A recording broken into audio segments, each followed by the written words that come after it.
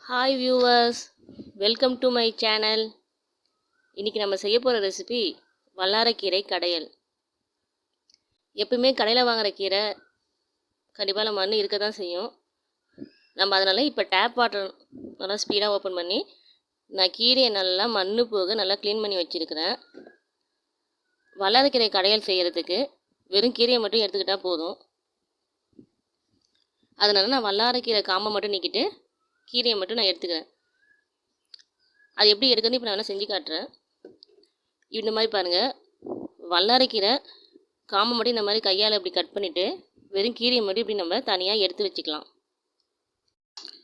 வல்லாரைக்கீரை கடையல் செய்கிறதுக்கு முதல்ல stove on பண்ணி நான் ஒரு ப்ரெஷர் குக்கர் இப்படி வச்சுருக்கிறேன். ப்ரெஷர் குக்கரில் தேவையான அளவு தண்ணீர் சேர்த்துக்கிட்டேன். 100 கிராம் ஊற வச்ச துவரம்பருப்பை சேர்த்துக்கோங்க.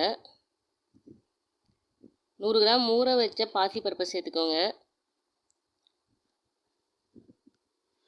பருப்பு ஊற வச்சு செஞ்சால் சீக்கிரமாக பருப்பு குக்கரில் வேகும். அதனால தான் நான் ஊற வச்சுருக்கேன். ஒருவேளை டைம் இல்லாதவங்க ஸ்ட்ரைட்டாகவும் பருப்பை நேரடியாக போட்டுட்டு கொஞ்சம் விசில் மட்டும் அதிகமாக வச்சா பருப்பு நல்லா குழைய வெந்துடும். அந்த பருப்புகளோட 1 ஸ்பூன் சீரகத்தை சேர்த்துக்கோங்க.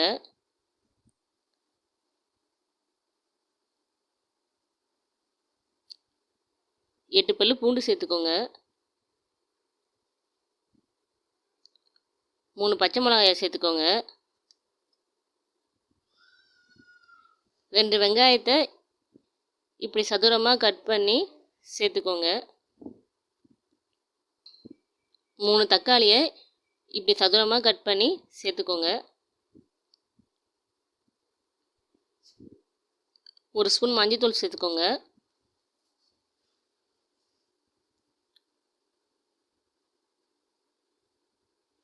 இப்படி நல்லா கரண்டியால் கிளறி விட்டுக்கோங்க.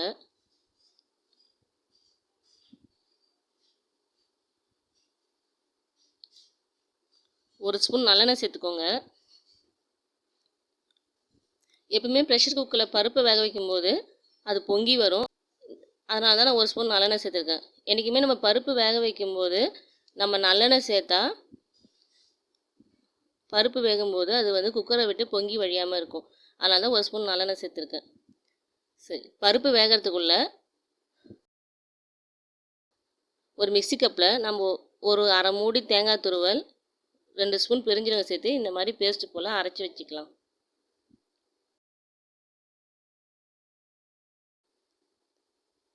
ஏற்கனவே க்ளீன் பண்ணி வச்சுருக்கிற கீரையை இப்படி பொடி பொடியாக நம்ம நறுக்கி வச்சுக்கலாம்.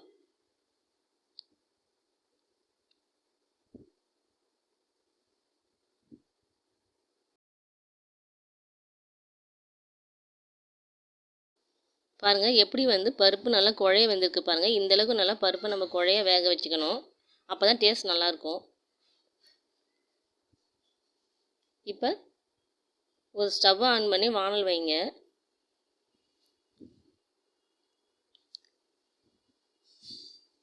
வானல் சூடான பிறகு 3 ஸ்பூன் சமையல் எண்ணெய் விட்டுக்கோங்க.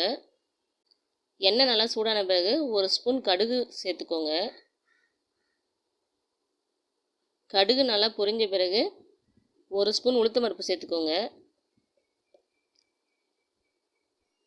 ஒரு காஞ்ச மிளகாய் இப்படி கட் பண்ணி சேர்த்துக்கோங்க. ஒரு பிஞ்ச் பெருஞ்சீரகம் சேர்த்துக்கோங்க. இப்படி கரண்டியால் கிளறி விடுங்க. உளுத்தம் பருப்பு வேகிற அளவுக்கு நல்லா கரண்டியால் கிளறி விடுங்க.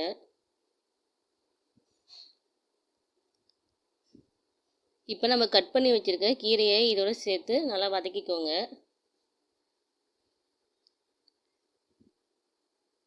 இந்த கீரை வேகிற அளவுக்கு தேவையான அளவு தண்ணீர் சேர்த்துக்கோங்க. நம்ம டேஸ்ட்டுக்கு ஏற்ற மாதிரி தேவையான அளவு உப்பு சேர்த்துக்கோங்க.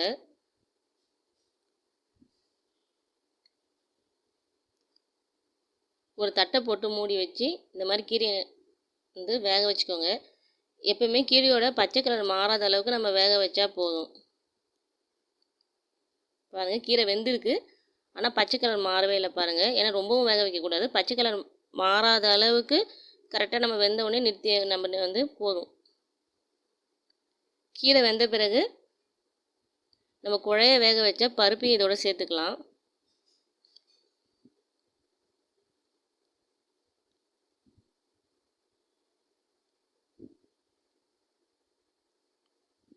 இப்படி கரண்டியால் கீரையும் பருப்பையும் ஒன்றா சேர்கிற மாதிரி நல்லா கிளறி விடுங்க.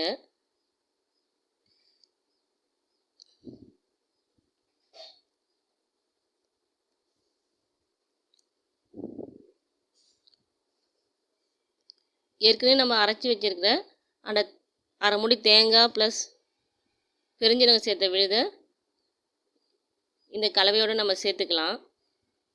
சேர்த்து கரண்டியால் நல்லா கிளறி விடுங்க.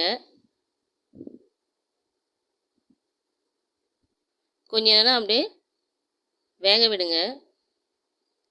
ரொம்ப நேரம் வேக வைக்க வேணாம். ஒரு 5 நிமிஷம் இல்லை 10 நிமிஷம் வேக வச்சா போதும்.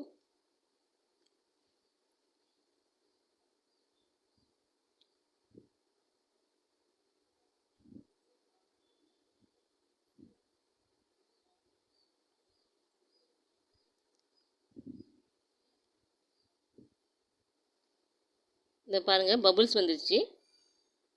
இந்தளவு நம்ம கொதிக்க வச்சா போதும். வல்லாரைக்கீரை கடையல் ரெடி. தேங்க்ஸ் ஃபார் வாட்சிங்.